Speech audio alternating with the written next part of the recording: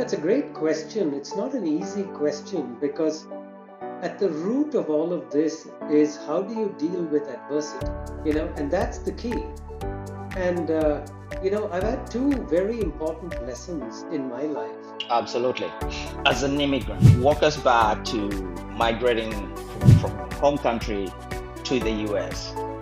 And I never look back, fortunately for me, somebody always took a very special interest in me. I had some fantastic mentors.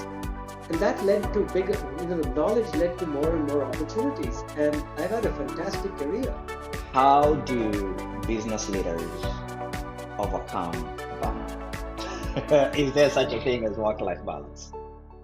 Oh, we're all ears. Let's go. When you're faced with adversity, it's easy to get crushed. And you feel completely despondent. I was in a particular job and something didn't go very well. And I was completely down. And he came to me and he said, Sandeep, look, imagine you have a plate of sandwiches. And if you have only one sandwich and somebody stole that from you, you should be upset. But if you have a plate full of sandwiches and somebody took one away, so what? You have many more left. So that taught me that life isn't this one sandwich on a plate. It's basically there'll be many, many opportunities.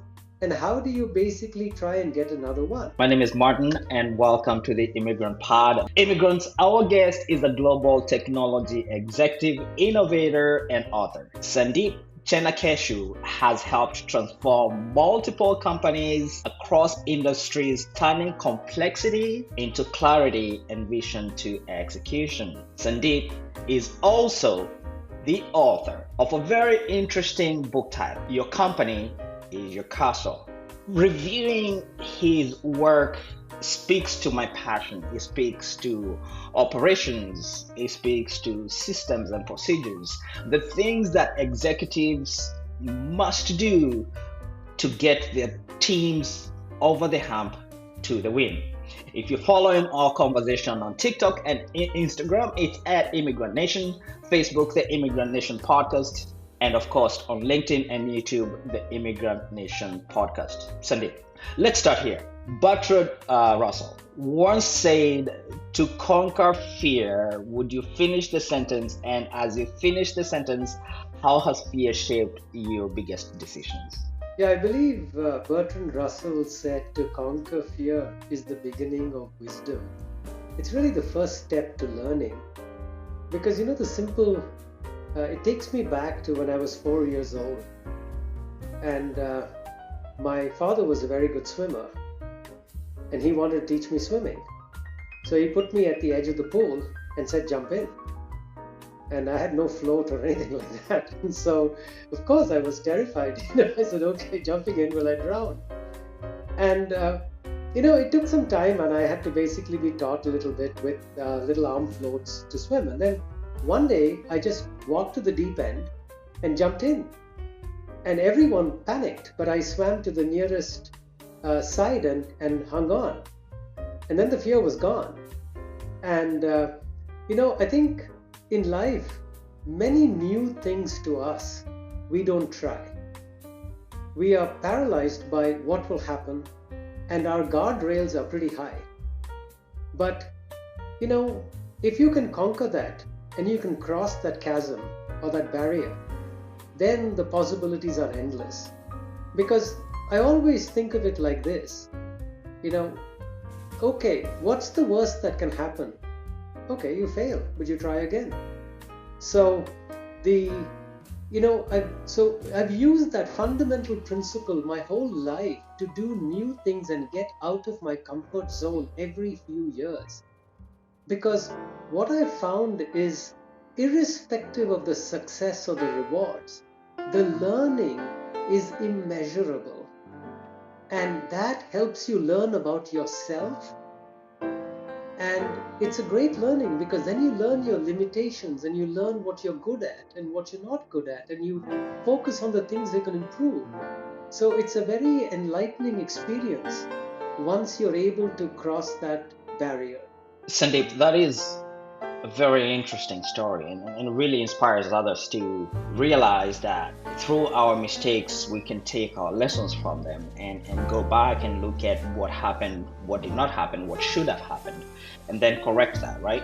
But from an operational standpoint, when you're running a business that is losing that amount of revenue, $700 million, walk us through, because for me it's the same as a small business around the corner that is losing $100, right? So walk us through the process of how you identify what is wrong with your business and then how you come back on the back end of it and fix that problem. Yeah, absolutely. As an immigrant, walk us back to migrating from your home country to the US. What was it that were the quick lessons that you had to quickly learn to quickly internalize into your own culture and values that have remained significant through and through? That's a great question. It's not an easy question because at the root of all of this is how do you deal with adversity, and that's the key. And I've had two very important lessons in my life, and one by an old professor friend of mine who used to collaborate with me for years. And he taught me, he's an older gentleman who basically taught me something very precious, because obviously when you're faced with adversity it's easy to get crushed and you feel completely despondent. And what this professor friend of mine taught me is, I was in a particular job and something didn't go very well and I was completely down, and he came to me and he said, Sandeep, look, imagine you have a plate of sandwiches, and if you have only one sandwich and somebody stole that from you, you should be upset. But if you have a plate full of sandwiches and somebody took one away, so what? You have many more left. So that taught me that life isn't this one sandwich on a plate. It's basically there'll be many, many opportunities. And how do you basically try and get another one? And my wife, we've been married for close to 35 years. And she always tells me, life is not always uphill. At some point, it has to go downhill. So when you identified the opportunity of what the future of cell phones can be, you identified the opportunity from an article in a magazine. I say this because I think this is important, right? For majority of ours, humanity, and even for immigrants in this case, sometimes we sit back and we think there's no opportunity. We think the opportunity already has been explored. We question what we know to be true. In this time of recording our conversation, AI has been allowed into the masses, in the marketplace, and it's still really early on when it comes to AI. The majority of us are just really getting to understand how to utilize it, and there's a lot of professionals who are in this field who have compared the opportunities that AI is providing with the oncoming of internet and Wi-Fi, and how that opportunity completely changed the marketplace. And now here we are where we have that streamlined opportunity one more time of AI completely reshaping and changing the marketplace for immigrants who are not just in technology but are looking to take advantage of the opportunities we have now. Talk to us about identifying opportunities and how you go after them really aggressively. Has there ever been a moment where things almost didn't work out for you and maybe you considered going back to India? Majority of people are after high school don't touch a book again. A very small percentage will read a book a year, and a very small percentage, right? You have written a really interesting book, and I want us to delve into what's inside of your book, knowing that there's a very small percentage of people who are going to read what you've written. What's the motivation behind the book? And if I was looking at it, what's the one lesson you want me to take away from your writing? That's a great question. It's not an easy question because at the root of all of this is how do you deal with adversity, and that's the key. And I've had two very important lessons in my life, and one by an old professor friend of mine who used to collaborate with me for years. And he taught me, he's an older gentleman who basically taught me something very precious, because obviously when you're faced with adversity, it's easy to get crushed, and you feel completely despondent. And what this professor friend of mine taught me is, I was in a particular job, and something didn't go very well, and I was completely down. And he came to me and he said, Sandeep, look, imagine you have a plate of sandwiches, and if you have only one sandwich and somebody stole that from you, you should be upset. But if you have a plate full of sandwiches and somebody took one away, so what? You have many more left. So that taught me that life isn't this one sandwich on a plate. It's basically there'll be many, many opportunities. And how do you basically try and get another one? And my wife, we've been married for close to 35 years. And she always tells me, life is not always uphill. At some point, it has to go downhill. It comes down to the attitude and how you deal with adversity. You have to learn to deal with it and not let it swallow you. And that's the way you get over real difficulty. Actually, I have a very nice story, actually. I told you I got promoted very early and I ran a business very successfully for 2 years. I grew it by almost 50% a year. And then the third year, we made some horrible mistakes because we were arrogant. And we lost a crazy amount of money. Crazy. I'm talking about several $100 million. So things were really horrible. And I had to confront it. And because I was in charge. It doesn't matter whose mistake it was, but I was in charge. So I went to my boss and told him that, hey, I need to step down. And he said, hey, Sandeep, would you actually really work for your deputy? I said, absolutely, it's my fault. I've got to go fix it. And I stepped down and I basically went and cleared up the mess because I knew all the details and I could do it, but I couldn't do the big job and also do all of this nitty-gritty work. And it taught me a lot. That 1 year was very therapeutic because I had to reflect on the failure.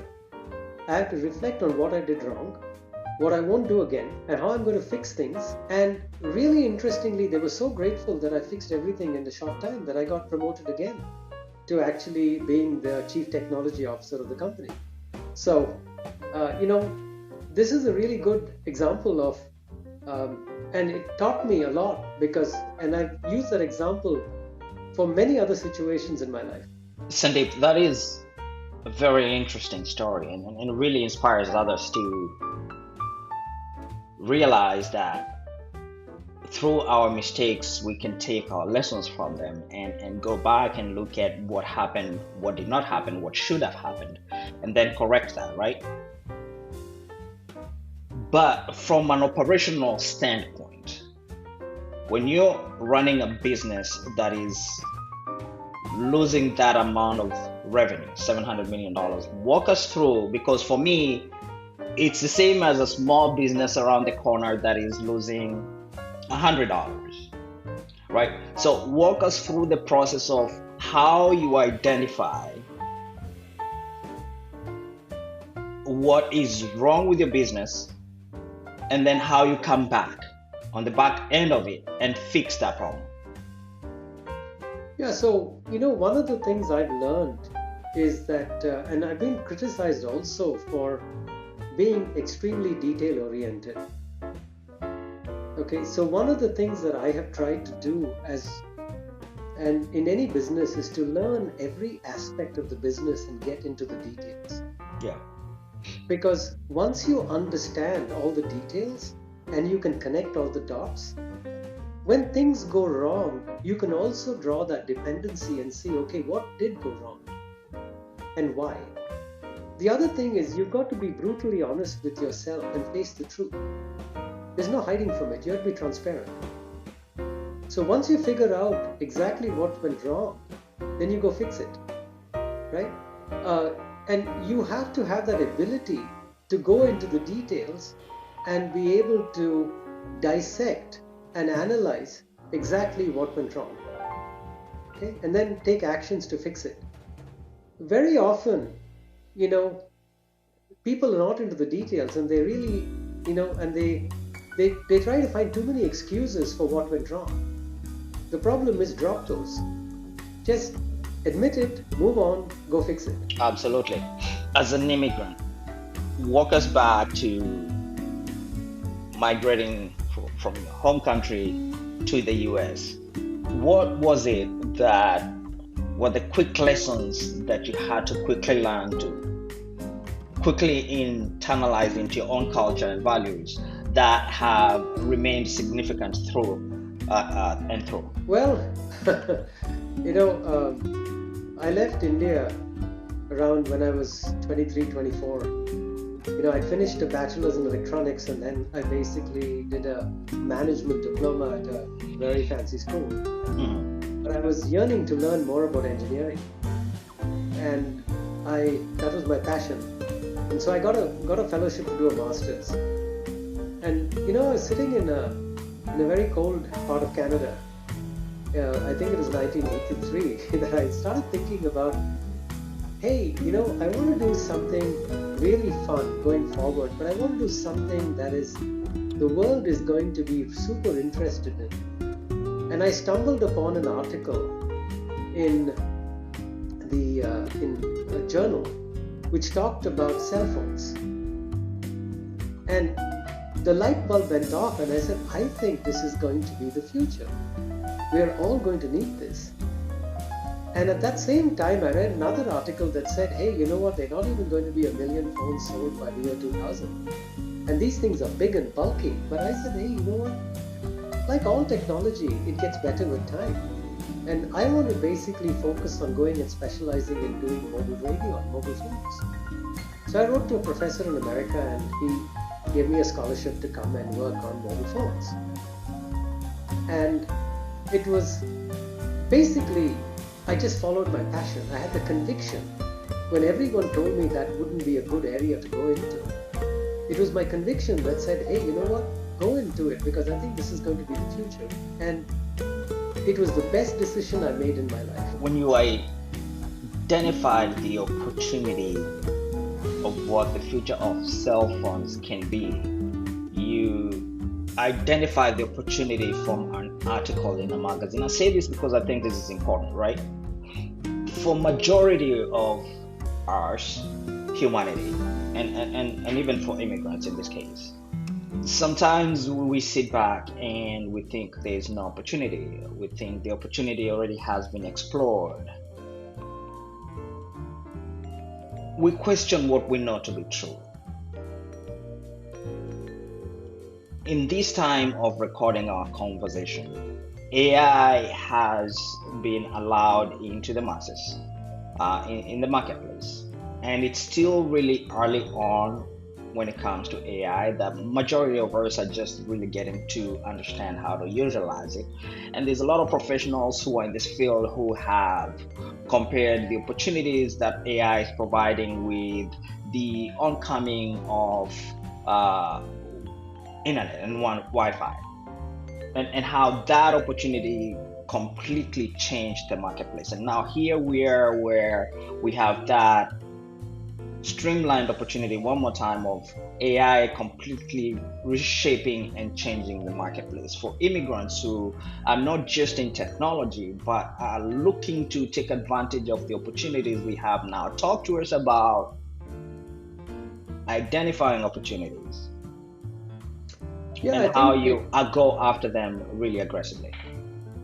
So it's very easy to fall into the trap as a technologist, to fall into the attraction of cool technology. Usually that's not a good idea. What I try to figure out is, whatever technology I'm building or working on, or products I'm working on, what is the actual need in the market for it? What is the attraction for human beings to use it or to leverage it? Okay, is it useful for them in their daily lives? Is it usable? Is it accessible? And is it affordable? So I look and see what is the pull in the market for it, because that's what makes it sticky. Otherwise, it's a fad that will come and go. And so I try to basically look at the element as to why will someone need it? Why will someone use it? And if I can answer that question on the why, then we can discuss the how. Has there ever been a moment where things almost didn't work out for you? And maybe you considered going back to India?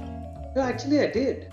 Actually, when I finished my master's, I went back to India and I interviewed a number of companies, and the kind of jobs that I was getting were just not intellectually stimulating.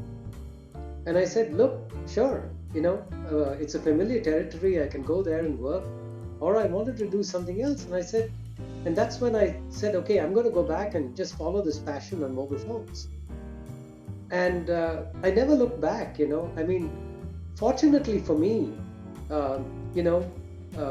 somebody always took a very special interest in me. I had some fantastic mentors, and they taught me so much that, and I was a sponge. I just learned and learned and learned. And so, and that led to bigger, the knowledge led to more and more opportunities. And I've had a fantastic career.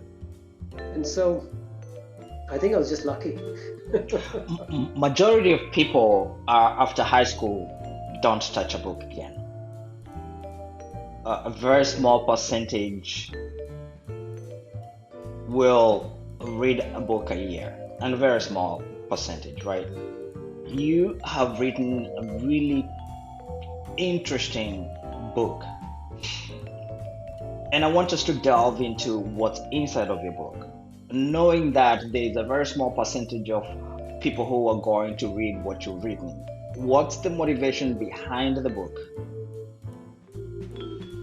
And if I was looking at it, what's the one lesson you want me to take away from your writing?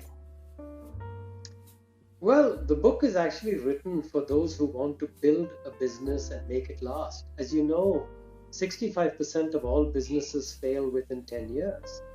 And the statistics are pretty alarming. And so the question is, how do you build a good business? And just having a clever idea with clever people doesn't build a good business. Okay, you need certain structural elements, just like I talked about structural elements that make a castle last, both through enemy attacks as well as nature's elements. So businesses are very similar. You have competitors and you have macroeconomic factors that are nature's elements. Mm-hmm. So how do you make a business last despite these challenges? And so there are 8 or 9 structural elements that you have to basically focus on. And when you construct them in an interlocked manner, you create this very, very good business. And so the one lesson I would say is, hey, try to follow a systematic and structured process in building your business. And always be paranoid, because expect to be disrupted when you least expect it. So that's what I'll leave you with. Sam will tell you that paranoia is my best friend, right? I am constantly in paranoid mode, and it's just self-induced, right? And the reason for that, like you said, is I do identify that in business there is somebody who's younger, smarter, faster than what you want, and is capable of doing what you have done and even better. And so how did you place yourself relevant in the marketplace year after year? Yeah, one of the things that I would advise all my mentees, and I tell my children this, and I generally tell everyone I've coached, is that, look, don't try to look at try to outthink or outsmart everybody else. Okay, you are you. So I learned this as a young swimmer. one of my coaches taught me. He said, Sandeep, focus on your lane. Don't focus on the side lanes because it'll slow you down. Just focus on your lane, Yeah. right? And do the best you can, right? And that doesn't mean you put on your blinders, but you keep reading. So there are two things. One is focus on your lane and be eternally curious. I went to a Catholic school, and one of the priest, a Jesuit priest, told me, he said, Sandeep, it's up to you whether you want to be ignorant or not. Ever since, I've learned to learn something every single day. And, I read a lot. I try to keep, you don't have to read only books, but you can read, but there's a lot of things to basically learn about. Also, I'm curious. Every time I'm talking to someone, if they tell me something I don't know, I note it down later. And then I go try to figure it out. And so constant learning and focusing on your lane is two pieces of advice I'd give to basically people who want to basically try to be successful. What's your understanding, interpretation of suppose the difference between an entrepreneur leader and a builder? Well, they both, I think it's difficult to separate the two because entrepreneurs also build things and they build companies. But I've always searched for this very interesting definition of what is a leader. And everyone has their own interpretation, everyone has their own flavor for what it is. But Joel Arthur Parker is a futurist who wrote he's written some great books. I think his definition of leadership is my favorite. So I'm going to tell you what it is. And he describes the difference between a manager and a leader. And he says a manager is one who manages within a paradigm. I'll say that again. A manager is the one who manages within a paradigm. And a leader is one who manages between paradigms. And that's the fundamental difference. Because a leader takes us from one state to a completely different state and has learned to bridge that chasm between the two states that is relatively undefined. And that's what makes a special leader. Now, there are various attributes that also separate leaders. Of course. So most people, when they start their own enterprise, they start alone. And over time, they build a team around them based on the needs of the enterprise and develop the team to get to the goal of where they're going. When you're building a winning team, what are some of those core values that you're looking in an individual to bring into your team? Well, I think there are two things that I value a lot in hiring new people. I mean, obviously they have to have the skill and the technical and whatever chops that, they basically need to have the ability, clearly. But then when you're starting, I kind of really lean towards attitude. What is their attitude they're bringing to work? Are they willing to learn? Are they willing to cooperate? Are they willing to collaborate? Are they willing to basically be part of a team? Right? And the other is integrity. How honest are they in assessment of what they're doing? It's because it's a very, very integral part of how you approach problems. Right? You can easily basically fault into not recognizing there is an issue. And so I think those two things, attitude and integrity is what I look for and say, of course I need them to be competent in what they do, but I lean heavily towards attitude and integrity. In every business, Sandeep, I've realized an entrepreneur is constantly solving for X. what's the mind shift required to go from solving technical problems to solving business problems? Yeah, so the analytical mindset translates very well. Okay, so typically I find that if you have a very analytical mindset, it helps you also in business. So they're not mutually exclusive, Mhm. they are correlated. But business requires you to be much more multidimensional, because it is it's something that you have to basically worry about. uh, you know One is, how do you basically drive stakeholder confidence? And your stakeholders are your shareholders, your customers, and your employees. How do you get their confidence?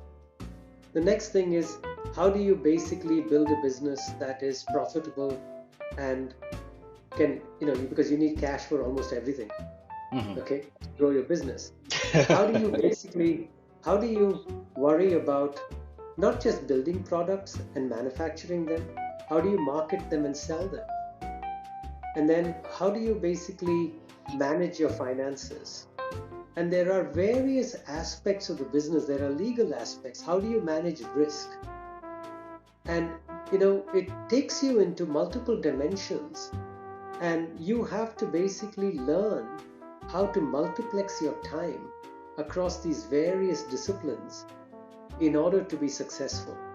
You cannot be exactly in one area. The other thing is, you need to be able to get into sufficient detail to ask good questions. It's not micromanagement, it's getting micro information so you can ask good questions. And when you ask good questions and you develop a filter, to say, okay, this is bullshit, you have to call it. And so, but you can't do that unless you have good information and you have an analytical mindset to ask why, and till you're satisfied. Sandeep, tell our listeners where they can find your book and also where they can find you on social media. Well, you can. I have a LinkedIn. I'm not very active on social media. I write a post on LinkedIn. I like writing, so I write a lot, but not so much on LinkedIn. But generally, you can find me on LinkedIn, and my book is pretty much out of stock on Amazon. I think there is the electronic ebook version and the audio version. And there are, of course, my book is found in the subcontinent of India, Pakistan, Sri Lanka, Bangladesh, Nepal, that area, because an Indian publisher bought the rights to it. In America, of course, on Amazon, it's almost out of print because I printed more than they expected me to, and it's all sold out. So, and I'm not printing anymore. So the little boxes you see in my office here are the ones that are remaining. All right, very interesting. Very interesting. Okay, so you said one of the books that truly influenced you was Execution. How did that book help you apply some of the lessons you've learned throughout life? I mean, that book was written by Larry Bossidy and Ram Charan, and I read it, I don't know, in the late 90s, I think, or something like that, I forget. Yeah. But what was fascinating about that book, it's the first book that I actually read that was tangible. It was not philosophy. Because Larry Bossidy was someone I admired. He was a GE.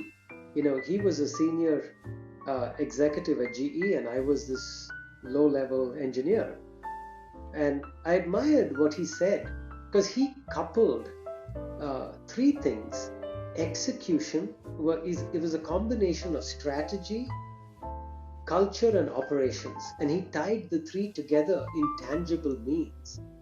And that was when I realized that, although Peter Drucker said, culture eats strategy for breakfast, when strategy and culture clash, culture always wins, or in other words, strategy is what you want to get done. Culture determines what you actually get done. So, but this book kind of laid out, the kind of importance of this fundamental conflict.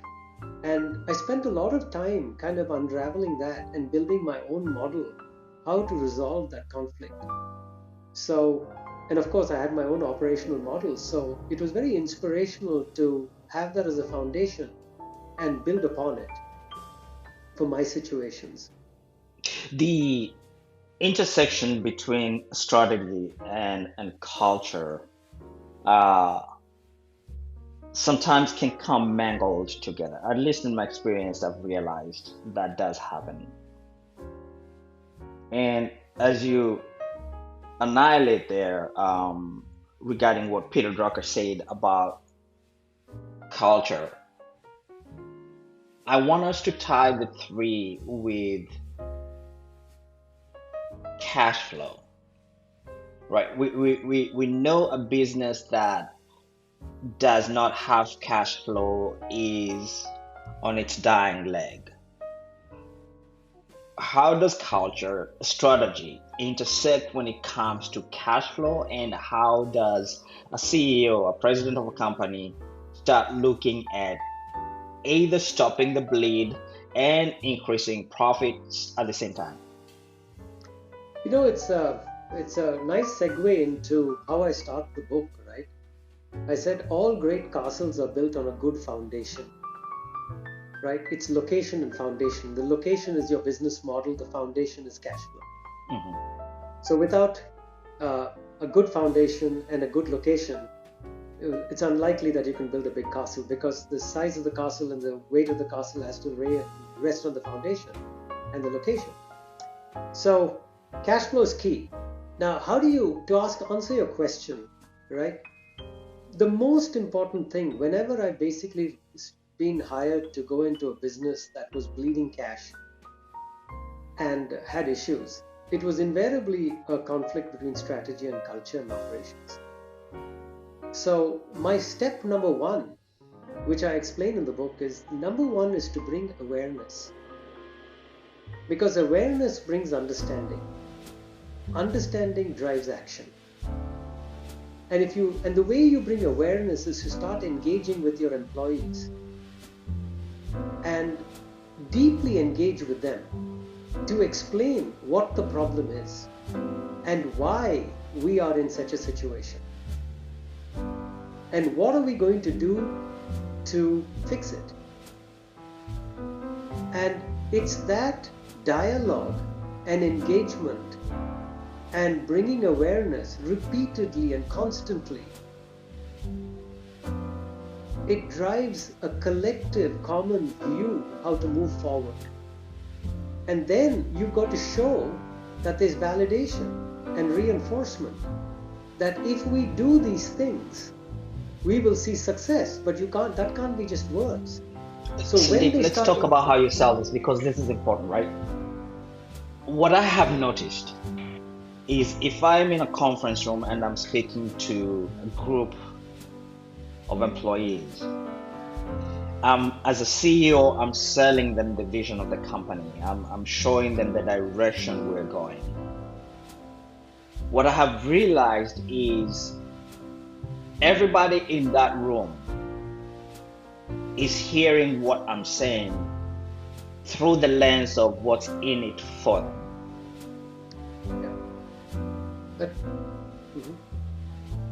As a leader, how do you unify that in one conversation to your team? Yeah, it's not one conversation. That's why I said it's constant engagement. I use three forms of engagement. Walk us through. Yeah, so the first form of engagement is I have what we call Ask Me Anything meetings. So typically we'd say that everyone who has a birthday in the month can come to a round table with me. Now, of course, it's a smaller company, I can do that. But you can basically, every 2 weeks I'd meet with a group of people, and a small group, and start engaging in a discussion And it's got to be a very frank discussion. It can't be just about the business. It's got to get to know each other because you've got to relate to each other, right? So the Ask Me Anything meetings is really one which breaks the ice between a CEO who people don't know and the employees. And you start and let them ask you any question. It could be personal questions, it could be any question. There's no bars, okay? And you listen to it and you have a frank dialogue, and slowly people start understanding what you're saying and what they're saying to you, and you need to take that too, because you need to understand their concerns. The second thing I do is I basically, engage with them in town halls, which I have regularly, where I actually invite either customers to speak, or I basically have interviews with customers with a short video, to share with employees, to say, what do customers think about us? Forget what I'm saying. Just have a frank dialogue and let's see what the customers say. I remember in one case, I explained this in my book, that one of the customers told us that we were the best company he'd ever worked with, but because we could not deliver, he lost his bonus that year. I can tell you, I could have said 1 million things, it wouldn't have mattered, but that one statement he made suddenly woke everyone up. Because they said, this guy trusted us and we let him down. And so it was very powerful. And the third thing I do is I make sure that my management team and I write a newsletter to the employees telling them, we owe you an explanation of the status of the business every month. And it's not only you report to us, we need to report to you how we are doing. So I would write the first page, my head of sales would write what's he doing on sales on page 2, and so on, HR would write a page, about 5 pages. And we basically try to bring everyone up to speed. Now, of course, you have to be careful because you can't have selective disclosure if you're a public company. So you've got to get that vetted and make sure that you don't provide some sort of information on future accounts and things like that. But the more important thing is to explain, hey, what are we as a management team doing? And how are we aligned to the goals that we have preached?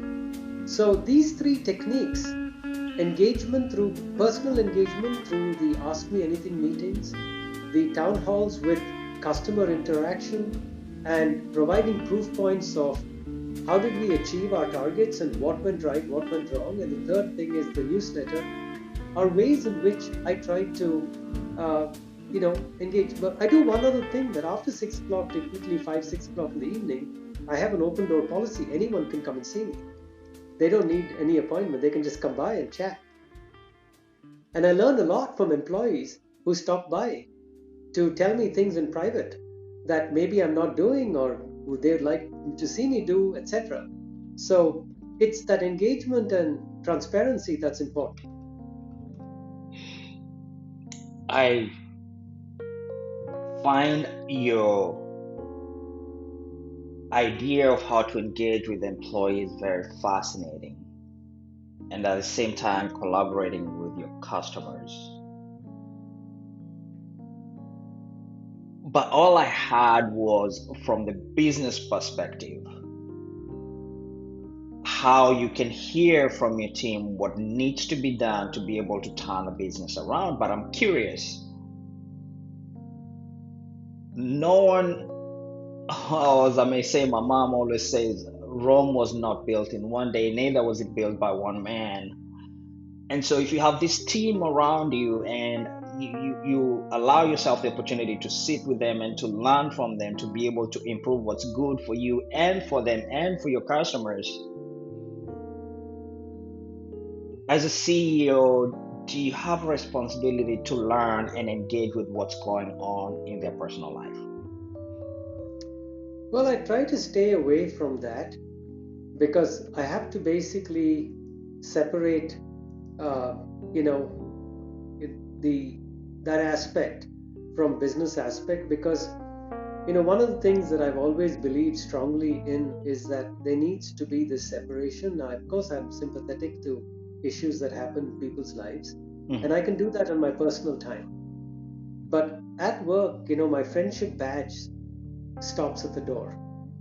When I walk in, I have to be impartial, right? I can't be driven by things that are, I have to do things based on the merit of what they're worth. And so it's a little difficult to basically get involved with all the personal aspects. Now, what I'm completely sympathetic to and need to act on is if there are things happening in the workplace that is affecting people, then I need to act on it, because it is my responsibility to ensure that the workplace is fair. Okay, but beyond that, it's I really like to separate, personal issues from professional issues, because that's not a healthy mix, in my opinion. Absolutely. So about and these are very interesting statistics, right? 38 to 42% of businesses across the globe are on a 1 week cash flow basis. If revenue stop coming the previous week, that business has 1 week before it goes out of business. You've turned around struggling companies. What's the first 30-day playbook when cash is running out? Yeah, so the first thing I do is, when I go into a company, I really sit down with the chief financial officer and try to understand all of their financial statements. Okay, that's where I get my clues as to what is happening. How are they bringing in money? How are they spending money? Where are the leakages? Where are the inefficiencies?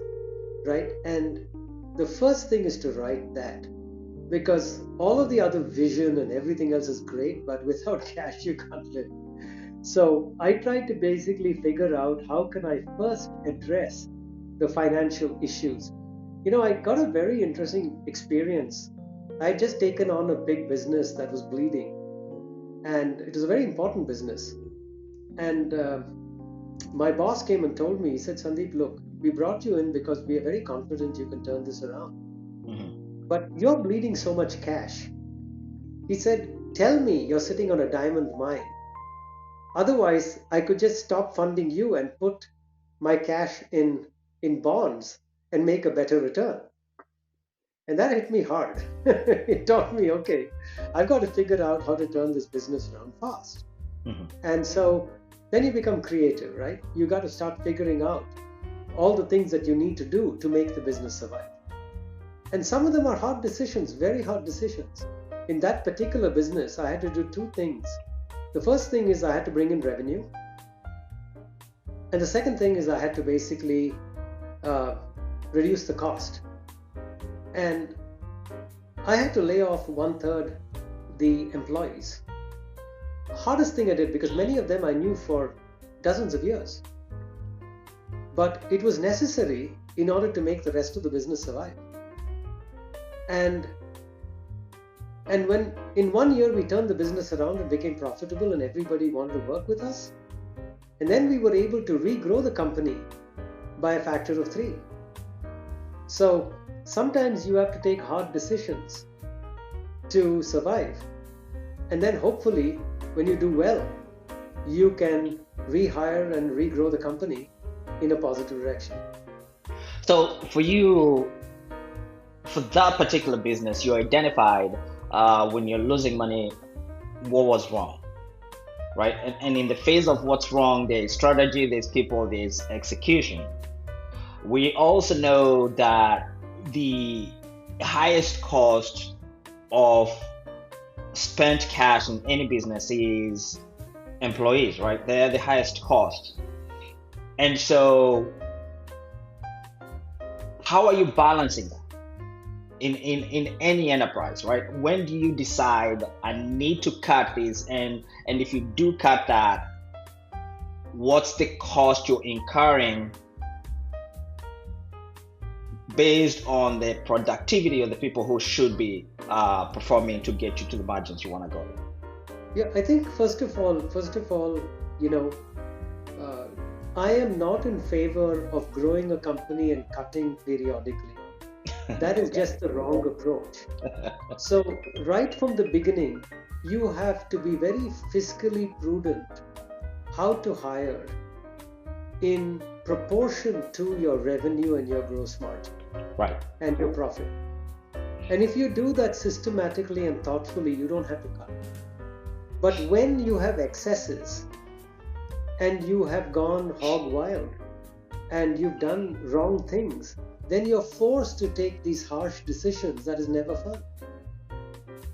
Okay. Unfortunately for me, I've always been brought into situations where things were bad. And then I had to take harsh actions. It is not because I wanted to take harsh actions, but if I had not, then the rest of the business wouldn't have survived. And so as a result, when I've then regrown the company, I've always been very measured. And I asked the question, can we afford it? Why can we afford it? And I never basically invest extra money into a business without having guaranteed revenue or profit, because you have to pay for it. Otherwise, you're going to cut again. And then the employees lose faith in you. Let's look at the same idea from a different perspective. If we can just shift away from the team leader, employer, employee to an investor mindset, right? As an investor, how do you look at that picture? It's the same way, right? Because the investor wants to make sure that there's return on investment. And, for me, the metric is return on incremental invested capital. Because I can't, what happened before I came, I don't know, but what am I investing in and what's the return on it? If I'm going to invest $5 million in growing a product line and investing in people and equipment and everything, what's my return going to be? Right? And is it dilutive or accretive to the business? And I can't basically go to my investor and say, hey, trust me for 5 years and I'll suddenly magically produce a bluebird. That doesn't work. You have to basically systematically show with a credible record that the way you're investing is actually growing the business forward. And so it has to be a very measured approach. And that's exactly what investors are looking for. They're looking for predictability. They're not looking for, Hail Mary passes. Very interesting. So, a concept I found interesting researching you was the idea of the triangle of trust. Okay, so elaborate on the triangle of trust. So I talked about stakeholder confidence, and you have this interesting triangle. You have shareholders, you have employees, and you have customers. Shareholders give you money to do good things, right? Employees help you do those good things because they help you make things. And customers who buy them are really funding you to allow shareholders and customers their money to basically do good things. So all three are important. You cannot basically prioritize one over the other. And so you need to make all three constituents happy, otherwise you won't have a happy business. And unless all three constituents trust you, it's not going to last long. That's why I call it building the triangle of trust. So that's interesting for me because they all benefit differently, right? The Yep. employee reward is immediate, right? They're producing, they get paid for it. The investor is long term. They invested today, they're waiting for their return over time. As the business owner, you're juggling the two together. In the triangle of trust, how are you balancing all three? Well, it's a difficult question. I always pose this to my management team, but I think they're all interrelated. I don't think you can separate the three because employees fully realize that yes, they get a salary because the company is making money. If the company was bankrupt, then people will get laid off. And they when the stock price increases, hopefully the employees get stock, and they're basically funding their retirement plans. So they're interested also in aligning with stock price going up and cash flow being generated by the company. Now you can't do that without good customers who are buying your products. So the three are completely interrelated, and we have to align the thinking that all three have to basically march in the same direction. Otherwise it's going to be very difficult, because if any one of these three constituents abandons the company, you're going to have trouble. Of course. And that is exactly why you need to keep all three aligned. And it's your messaging that shares why all three are equally important, because they are symbiotic. You can't separate them. If I was reviewing your book, Sandeep, Your Company is Your Castle is the title. Fascinating book, by the way. What's the one principle that could immediately change how I run my enterprise? Oh gosh, that's a little hard, because I don't You have know lots of whether them in there. Yeah, I don't know whether there is one particular, but I probably obsess over cash. I think cash is the lifeblood of a business. Mhm. It's the thing that carries oxygen to the various parts of the body and keeps it alive. Without cash, you can't spend. You can't spend on employees, you can't spend on equipment, you can't spend on developing products, you can't spend on marketing, you can't spend on sales, you can't spend on a lot of things. And so if you don't have cash, then it's a problem. So everything you do has to be driven to how can you generate free cash flow.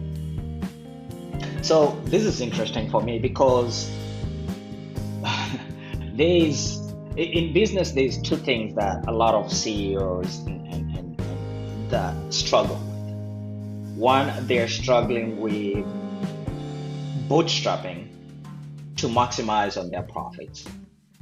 And on the other hand, they're looking at their time in duration in cost, and they're not sure they can last the next week or so. You've turned around multiple enterprises. Walk us through how you balance the two. Well, you have to, the key is you always have to make a plan to say, okay, I'm in this situation, I'm losing money. How long will it take me to turn around things? Mhm. How can I reduce my costs so that I bleed less? How can I bring in enough money to tide me over this period and execute to actually deliver to your plans? So I'll give you a concrete example, right? This company that I was asked to go and help in Sweden, Mhm. I was moved from America to Sweden, and we were losing a lot of money. So the first thing I need to do is to say, okay, cut my cost. Okay. Then I went to my biggest customer and told them we were selling them licenses, intellectual property licenses. And I gave them a very sweet deal so that they gave me a chunk of cash for that very sweet deal. It was not a very good move on my part in terms of long term, but short term, it brought me cash without me having to take on debt and allowed me to be profitable and actually fund the development for 1 year till I could start selling new products that would bring in a lot of money. Mhm. Okay, so I tided over that loss.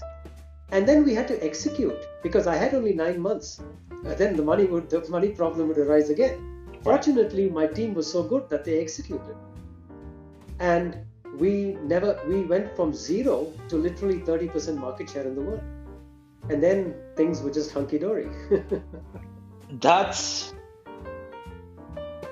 a very significant way to solve a problem, and especially one that can easily take you out of business. What's the mindset shift. Once you go to your customers who've accomplished a certain task, you've been able to get something that's tangible for you, that from a CEO perspective, you're okay, this is going to help us be able to drive from the hump we are. Now, talk us through how do you convert that into, this is the conversation I need to have with my team leaders, that way we can be able to get to where I believe we need to go. So, I'll go back to this example I just gave because it's much better to talk in concrete terms. Yes. So we were building a 3G chipset, which was going into phones. And so my customers were the OEMs that built phones, smartphones, or multimedia phones, whatever we call them. Mm-hmm. And I was giving them the core chipset and software. And a lot of them were very disappointed that every software and everything we gave them wouldn't work very well. So I actually went to them and said, guys, look, I'm a new guy, give me a shot. Give me 6 weeks at a time. I will give you very stable stuff in 6 weeks. It won't have all the features, but what I give you will really work. Okay? And if I meet that 6-week goal, Mm-hmm. give me another 6 weeks. Okay? Step by step. And we basically got tiger teams to actually work on this, work with each customer, delivered this 16 times in a row. And the credibility was established that this guy is just not, he and his team are just not talking, they're actually delivering. They're trustworthy. And it's worth giving them a shot. And, and that's what built the business, because it always comes down to trust. Whether it's with your shareholders, with your customers, with your employees, it always comes down to trust. They might not like you, but can they trust you? Very interesting. Sandeep, you've mentored a lot of entrepreneurs out there. Let's talk about, at least in my observation, something most entrepreneurs are not addressing. Neither is it found in the marketplace, and that's CEO burnout. How do business leaders overcome burnout? Is there such a thing as work-life balance? Oh, we're all ears. Let's go. You mean work-life balance? Yeah, there is. I can only use my I got a great story to tell you. A Russian painter actually. I've written articles on this, and I'm going to recount it. So those who've heard it probably will say it's redundant, but it's a great story. So one day, a hunter was walking in the forest, and he found a Buddhist monk dancing, frolicking, singing and dancing, and was just joyful. And the hunter went up to the monk and told the monk that, hey, shouldn't you be in austere prayer? Why are you basically having so much fun? The monk told the hunter, he said, you have a bow and an arrow. Can you hit that tree that's a couple of 100 yards away, or maybe 100 yards away? And the hunter said, absolutely. And he stretched his bow and he shot, and it hit the tree. Then the monk said, can you shoot the tree that's twice the distance from there? And the hunter said, no problem. And he stretched his bow even more and shot, and it hit the tree. Then the monk said, for the final time, there's a tree way out there. Can you stretch your bow and shoot it? And the hunter said, no way. If I stretch my bow that much, it'll break. And the monk just turned around and walked away. And that's a great story. So the reason the monk was frolicking and having fun is that his life was austere. And he had to have some outlet. And that is how you get your work-life balance. I have a pretty hectic life. But I make sure I do 3 things every day that helps me relax. It's not long. One is I do 45 minutes of a particular form of yoga. That's more meditation than anything else. 2, I go on a walk for about 4 or 5 kilometers and listen to my favorite podcasts to learn things about things I'm interested in. And the third thing is I spend about 30 minutes every day doing a cryptic crossword and competing on a leaderboard, just for fun. Okay. And in the evening when I come back, I watch my favorite show or something. So there is wind down time, and in between, for the remaining 12 to 14 hours, I'm switched on. And so, I'm switched on, but you need that outlet, regular outlet to do things you like, and my day starts at 5 o'clock in the morning and ends at about 10. So, it's got to basically space it out and do things you like so that you can decompress. Every pressure cooker needs a safety valve. Sandeep, money is not your driver. I think you've overcome that way a long time ago. At this time in your life, what's driving you? Why are you up at 5 and still pushing at 10 o'clock at night? Well, I think there are a couple of things that I enjoy very much. One is I like helping people. Because in my life, I've been very fortunate to have fantastic leaders. America gave me a fantastic opportunity. I don't think I'll ever be able to repay that. And I've had fantastic mentors who've mentored me all my life and given me so much and taught me so much. So I'd like to give back in some way. And I do that by coaching people. I do that by helping companies. And I also write a lot. I write about 300-400 pages on macroeconomics, finance, and technical articles. And I give it to people, who are willing to read it. And so I'd like to share that knowledge and my experience and what I've learned, because, every generation needs to give back so that the next generation can do better and build upon it. And in my little way, I'd like to do that. And it makes me happy more than anything else. I feel every day, I qualify every day and say, did I do something useful? And that makes me happy. Thank you. That you have chosen to give back to society, that you recognize how generous America has been to most immigrants. I truly do appreciate that. If you had to give one piece of advice to immigrants trying to build something meaningful in life, what would that be? So I think I end my book with this advice. And I tell everyone, believe in yourself, because no one will believe in you more. And always look at the bright hope the future brings. Because if you don't think about that, you can basically believe there are no opportunities. The future always brings new opportunities. And so believe in yourself and believe in the future, and I think the rest will happen. Sandeep, you've been great. Thank you so very much. Thank you for coming to the Immigrant Pod. Thank you. We really appreciate you.